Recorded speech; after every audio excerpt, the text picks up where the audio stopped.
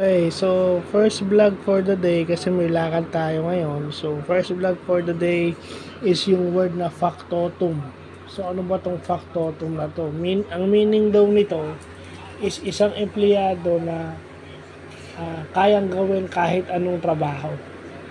So ibig sabihin from pinakabababa to yung intermediate hanggang doon sa pinakamataas.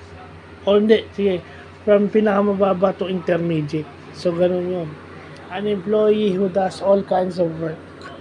So, yun daw yung meaning ng factotum. Nakita natin yun dahil kay Richard Haydarian, no? Nakita natin sa TikTok. So, again, lumalawak yung ating human resource vocabulary. And business vocabulary as usual. It's considered business vocabularies. To be more specific, human resource.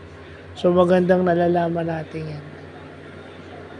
Importanteng malaman natin yan, no? Kasi yan yung mga words na maridinig natin sa mga correspondence, eh. Yan yung mga inilalagay sa letter.